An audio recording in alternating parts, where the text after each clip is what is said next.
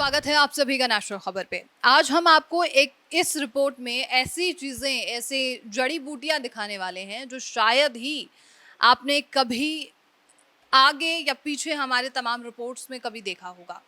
जो हम RR Ayurvedic hospitals में जाते हैं और वहाँ पर तमाम जो दवाइयों का जिक्र किया जाता है आयुर्वेदाचार्य रमेश कुमार जी द्वारा, वो जिन दवाइयों का जिक्र करते हैं, जहाँ दवाइयाँ बनती हैं, उनमें किन आयुर्वेदिक जड़ी बूटियों का उपयोग किया जाता है, इसी के बारे में आज हम आपको बताने वाले हैं। हमारे सामने तमाम जड़ी बूटियां यहाँ पर रखी हुई हैं जो अभी आप अपने स्क्रीन पर देख पा रहे हैं, और उनसे बनी हुई घनवटियां या फिर तमाम जो दवाइयां हैं वो सभी रखी हुई हैं, उन पर चर्चा करेंगे। सुनते हैं कि प्रेगनेंसी के दौरान भी सौंठ के लड्डू खिलाए जाते हैं, तो उससे क्या फायदा? तुलसी और हल्दी को मिलाकर आप एक अर्घ तैयार कर सकते हैं। वो अर्घ क्या आप सिर्फ पानी में तैयार कर सकते हैं या किसी भी अन्य पदार्थ? जोड़ों के दर्द के लिए अलग से हम दवाइयाँ तैयार करते हैं। मार्केट में कुछ और भी चीजें मिल जाती है। पुनर्नवा लेने जाओ तो कोई और लकड़ी मिल जाएगी, कुछ और लेने जाओ कोई औषधि कुछ और मिल जाती है। कैसे पहचाना? इनकी सावधानी ही जो है ना सबसे बेहतर उपचार है। एक बार रोशनी खत्म होने लग गई तो फिर वो रुक नहीं सकती। बस नहीं लाया जा सकता। नहीं लाया जा सकता, कहे कि मैं रोशनी वापस ला दूंगा, ऐसा नामुमकिन है। बहुत बहुत स्वागत है सर आपका। धन्यवाद प्रज्ञा जी। अक्सर हम आपको कहते हुए सुनते हैं कि जो दवाइयाँ हम बनाते हैं वो हम अपने घर में बनाते हैं, उनमें ये जड़ी बूटियाँ डलती हैं। ये तमाम जड़ी बूटियाँ भी आप अपने टेबल पे सजा कर हैं। इनके बारे में मैं ज़रा जानना चाहूँगी, क्या उपयोग है इनका, क्या मदद करती हैं ये? देखिए, ये सबसे पहले हम ये लेते हैं, ये तुलसी है, सूखी हुई तुलसी। सूखी तुलसी है।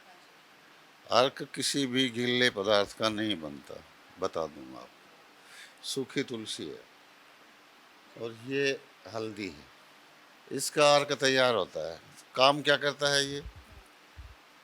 इम्यूनिटी को बढ़ाता है, कैंसर सेल्स को मारता है, और डायरिया में काम आता है, डायबिटीज़ में काम आता है, यूरिन प्रॉब्लम में काम आता है। बहुत सारी दिक्कतें इससे दूर होती है। हम इसका अर्क तैयार करते हैं। ये शुद्ध मेडिसिन आप देख रहे हो, औषधियाँ रखी हैं, ये कुछ थोड़ी मात्रा में है, कुछ एक रखी हुई है, सारी नहीं है तो इसमें हाँ कुछ एक है जो इनके बारे में बता रहा हूँ। ये पुनर्नवा है, पूरी बॉडी को, लीवर को ये डिटॉक्स करने का काम आता है, भूख बढ़ाता है, पाचन तंत्र को ठीक रखता है। ये पुनर्नवा है। इसके साथ 10-12 औषधियाँ और होती हैं। ये भूमि आंवला है, ये चिरायता है, जो इनका हाँ, और ये मकोय, इनके अलग अलग काम हैं। ये सौंठ है, ये गिलोय है। गिलोय कई पेशेंटों को नहीं पता होता, अच्छे से गिलोय को दिखा दीजिए कि गिलोय इस प्रकार की होती है। ये इम्यूनिटी को दुरुस्त करती है, जिसे संजीवनी भी कहते हैं।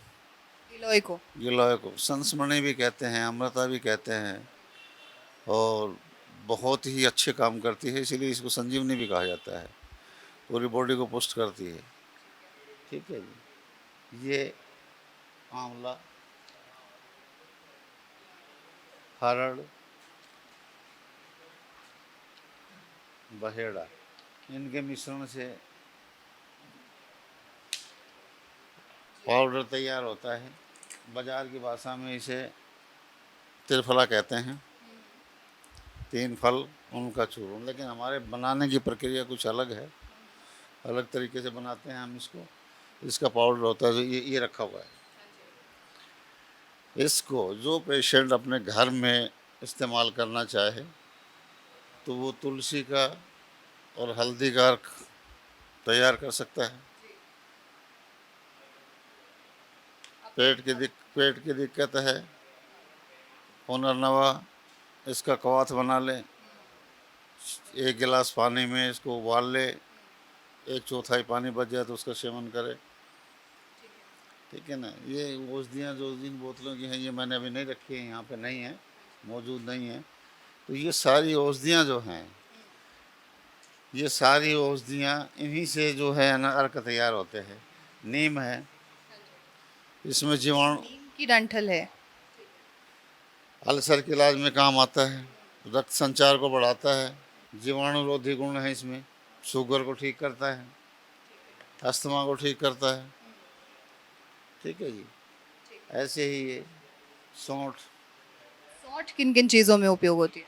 सौंठ भी हमारी, ये तो घरेलू औषधियाँ हैं, डिटॉक्स करती है पूरी बॉडी को, सर्दी को ख़त्म करती है, कहते हैं ना, सूखी खांसी को ठीक करती है, अस्थमा में काम आती है, बहुत सारे काम में काम। सुनते हैं कि प्रेगनेंसी के दौरान भी सौंठ के लड्डू खिलाए जाते हैं, तो उससे क्या फ़ायदा होता है? इम्यूनिटी के लिए, इम्यूनिटी के लिए, दर्द का महसूस ना हो, शरीर खुल जाए, मैंने कहा ना पूरी बॉडी को डिटॉक्स करती है।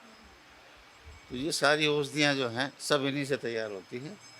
ये लिक्विड है, ये घनवटियाँ जो हैं इसमें हीरक बसम, श्रवण बसम और इनका क्षार जो इससे हम बनाते हैं, अर्क तैयार करते हैं, उसका जो क्षार मिलता है हमें, उनका सबके मिश्रण से ये घनवटियाँ तैयार होती हैं। अभी जैसे ज़िक्र किया था कि तुलसी और हल्दी को मिलाकर आप एक अर्घ तैयार कर सकते हैं, वो अर्घ क्या आप सिर्फ़ पानी में तैयार कर सकते हैं या किसी भी अन्य पदार्थ में मिला सकते नहीं, टेम्परेरी तौर पे जो है गौमूत्र तो हम तो तैयार करते हैं गौमूत्र से, लेकिन पेशेंट को वो गौमूत्र नहीं मिल सकता। अगर मिल जाए तो मैंने बता रखा है अपनी वीडियो में बार बार कैसा गौमूत्र हो, और वो सिर्फ एक ही बार इस्तेमाल किया जाएगा, ये नहीं कि बार बार उसका इस्तेमाल हो सकता है। ये अर्क है, अर्क और क्वाथ में बहुत फ़र्क होता है। तो क्वाथ तो आदमी कभी भी बना के ले सकता है टेम्परेरी तौर पे, बाकी अर्क तैयार नहीं हो सकता हर आदमी से। और उसमें क्या क्या औषधियाँ डलती है, मैंने तो अपनी सारी बातें खुली रखी हैं, कैसे दवाइयाँ बनती है वो भी सारी चीज़ें खुली हुई है। तो घर भी अगर कोई आदमी लेना चाहे, जैसे ये है, इसके साथ 10-12 औषधियाँ और डालनी है, जैसे मकोय, भूमि आंवला, चिरायता, सौंठ, सौंफ, जीरा, ये सारी चीज़ें, नीम, ये डाल के इनका क्वाथ बनाए और पी ले, पूरी बॉडी को डिटॉक्स करता है ये, हैं? घर पे ही बनाया जा सकता है। तो बनाया जा सकता है। कभी-कभी मार्केट में कुछ और भी चीज़ें मिल जाती है, पुनर्नवा देने लेने जाओ तो कोई और लकड़ी मिल जाएगी या कोई और कुछ और लेने जाओ, कोई औषधि कुछ और मिल जाती है, कैसे पहचाना जाए? इसको तो ये पुनर्नवा की जड़ें हैं, देखो, इसे देसी भाषा में साठा कहा जाता है, साठी या साठा भी कहा जाता है, लेकिन वो उसमें औषधीय गुण नहीं होते जो यहाँ नॉर्थ इंडिया में पाई जाती है, साउथ की तरफ से आती है ये सिर्फ औषधियों के लिए काम आती है।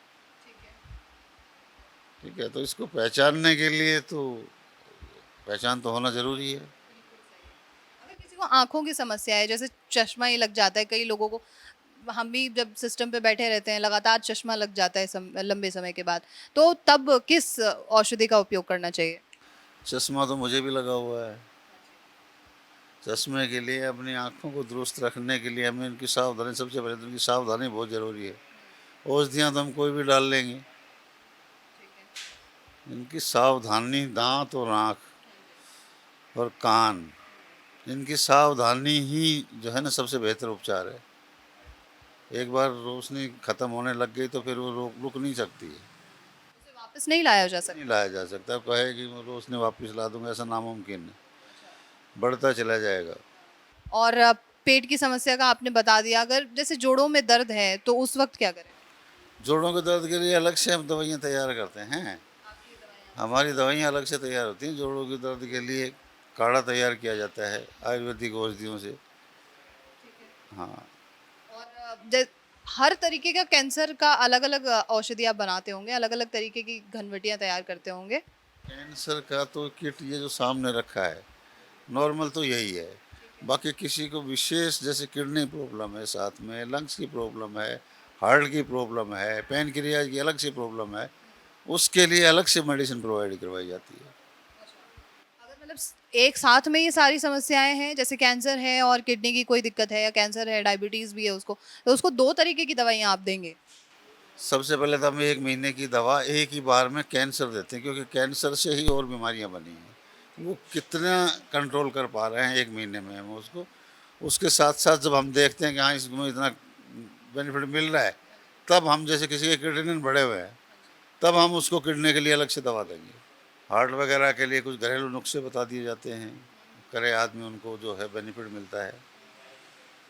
फाइल्स में किन चीज़ों का? इसके लिए तो हम जांच करवाते हैं पहले पेशेंट की, जांच करते हैं, अगर मेडिसिन से ठीक होने वाला है तो उसको मेडिसिन प्रोवाइड करवाई जाती है, और लंबे समय से चल रहा है और मेडिसिन से ठीक होने वाला नहीं है तो उसका चार सूत्र से सर्जरी करते हैं। सवाल आपसे ये है कि जब ये औषधियाँ उपयोग कर रहा हो कोई, जैसे सौंठ ही ले रहा है, तो सौंठ बहुत ज़्यादा मात्रा में कोई-कोई ले लेगा, कोई बहुत कम मात्रा में लेगा, तो जिसको फ़ायदा होगा ही नहीं। तो किन सावधानियों को ध्यान रखना चाहिए? वो चीज़ें तो बहुत सी हैं, सूंठ के बारे में आपने जिक्र कर दिया, जैसे किसी को सूखी खांसी है, शहद में मिला के चाट ले वो, रात को सोते समय पानी 1 घंटे तक पानी ना पिए, गले में दिक्कत है, खरांश वगैरह है, ठीक हो जाएगा, वो सुबह तक नॉर्मल महसूस करेगा।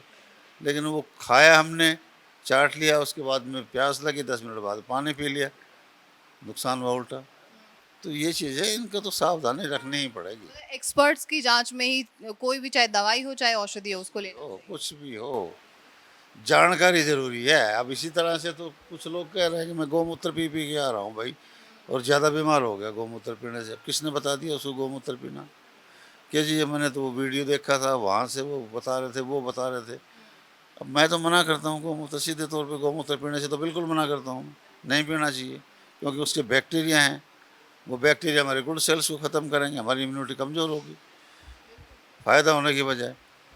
पीने का तरीका वो भी बताता हूँ, मैंने बता रखा है अपने वीडियो में, बार बार बता रखा है कि कैसे लिया जाए, वो भी टेम्परेरी रिलीफ के लिए। ऐसा नहीं है कि हाँ लंबे समय तक हम वो पी पी के अपना इलाज कर लेंगे, ऐसा कुछ नहीं है।